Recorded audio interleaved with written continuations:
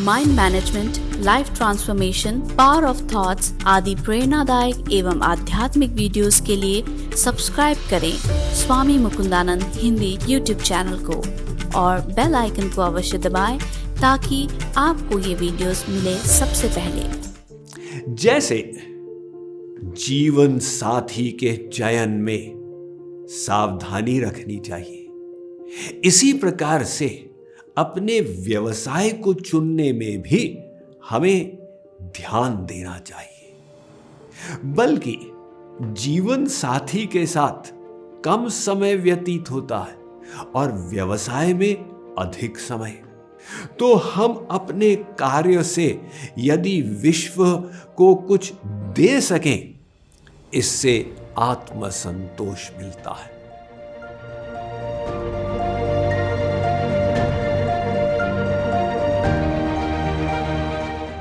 अगर कोई व्यक्ति एक दिन में 8 घंटे कार्य करता है, तो एक सप्ताह में 5 दिन, एक वर्ष में 50 सप्ताह और 25 से 65 वर्ष तक अगर कोई औसत 40 वर्ष का कैरियर रखता है, तो समझें कि हमने जीवन में 80,000 घंटे अपने व्यवसाय के प्रति समर्पित कर दिए।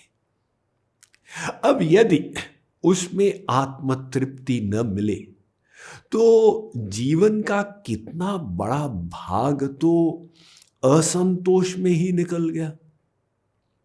इसीलिए हमें गंभीरता से विचार करना है कि कैरियर का चयन कैसे हो। इसमें पैसे का कितना महत्व है।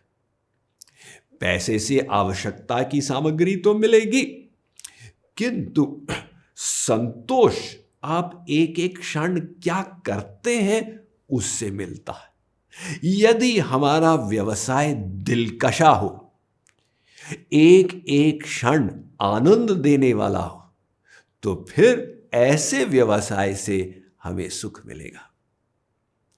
दूसरी बात, उस कैरियर में विकास के अनेक अवसर प्राप्त हो। बोरियत तब आती है जब स्टैग्नेशन हो जाता है, जब विकास बंद हो जाता है, तो हमारा कार्य यंत्रवत बन जाता है और जहां उन्नति के अवसर मिलते जाएं, वहां फिर दिलचस्पी बनी रहती है। तीसरी बात, उस कैरियर के माध्यम से विश्व को कुछ योगदान देने का अवसर मिले, तब आत्मसंतोष होता है। पेप्सिको के भूतपूर्व चेयरमैन इंदिरा नूई से प्रेरणा लें। सन 2006 में जब पेप्सिको के बोर्ड ने इंदिरा नूई का चयन किया अपने चीफ एग्जीक्यूटिव ऑफिसर के लिए, उसके 2 वर्ष के पश्चात ही विश्व भर की अर्थव्यवस्था में मंदी आ गई और साथ ही साथ पेप्सिको पर आक्रमण किए जा रहे थे बुद्धिजीवियों की ओर से कि ये जो सामान बेचते हैं लोगों के स्वास्थ्य के लिए हानिकारक। तब इंदिरा नूई ने उस वृहद संस्था को गाइड किया ऐसे ऐसे प्रोडक्ट्स बनाने में जो स्वास्थ्यवर्धक है। साथ ही साथ एक बहुत बड़ा आरोप लगाया जाता था पेप्सी के ऊपर कि 1 वर्ष में 1 अरब बोतलें बनाते हैं जो बायो नॉन डिग्रेडेबल हैं। तो इंदिरा नूई ने निश्चय किया कि हम पेप्सी की पैकिंग ऐसी चीजों में करेंगे जो बायोडिग्रेडेबल हो।